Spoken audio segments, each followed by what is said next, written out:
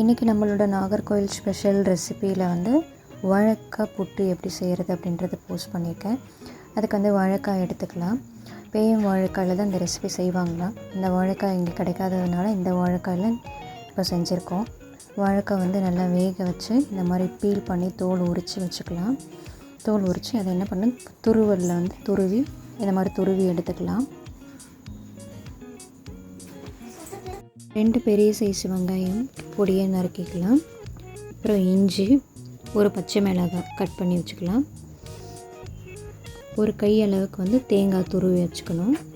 ஒரு வாணலில் 3 டீஸ்பூன் வந்து coconut oil சேர்த்துக்கலாம். கடுகு, உளுத்தம் பருப்பு, ஜீரகம்,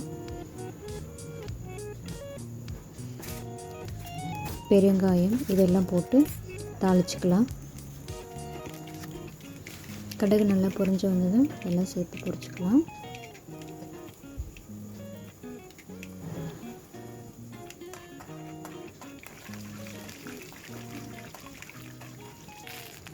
கருவேப்பிலை, ஒரு காஞ்ச மிளகாய் போட்டுக்கலாம். அப்புறம் நம்ம நறுக்கி வச்சுருந்த வெங்காயம் சேர்த்துக்கணும். அப்புறம் இஞ்சி, பச்சை மிளகாய் சேர்த்து வதக்க ஸ்டார்ட் பண்ணிக்கலாம். இதோட பெருங்காயமும் சேர்த்துக்கோங்க. நல்லா ஆனியன் நல்லா வதங்கட்டும்.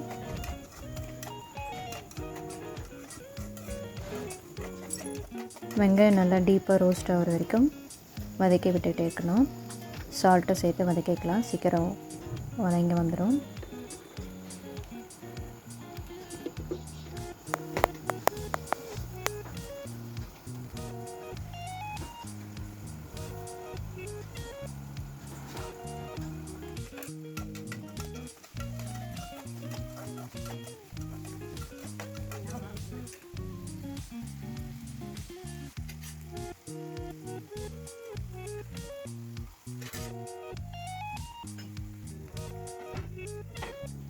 இப்போ நல்லா செவந்து வெங்காயம் செவந்து நல்லா வதங்கினதுக்கப்புறம் நம்ம துருவி வச்சுருந்த வாழைக்காய் துருவல் வந்து இது கூட சேர்த்துக்கலாம். வாழைக்காயும் சேர்த்து வதக்க ஸ்டார்ட் பண்ணிக்கலாம்.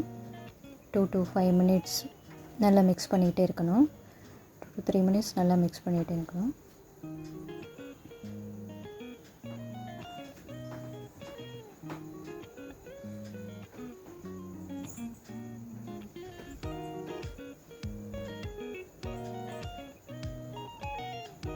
டூ to 3 minutes ஆனதுக்கப்புறம் இது கூட நம்ம துருகி வச்சுருந்து தேங்காய் துருவல் சேர்த்துக்கலாம்.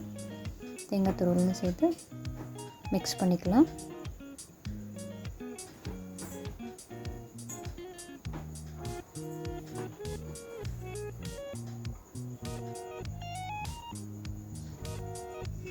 ஒரு 3 to 5 minutes வந்து நல்லா மிக்ஸ் பண்ணிவிட்டு வச்சுக்கலாம். நல்லா மிக்ஸ் பண்ணி விட்டுட்டு 5 minutes ஆனதுக்கப்புறம் ஸ்டவ் ஆஃப் பண்ணிக்கலாம். இப்போ வந்து நம்மளோட சிம்பிள் ஈஸி டேஸ்டி வாழைக்காய் புட்டு ரெசிபி வந்து இப்போ ரெடி ஆகிடுச்சு. நீங்களும் ட்ரை பண்ணி பாருங்கள், வீட்டில் ஷேர் பண்ணுங்கள்.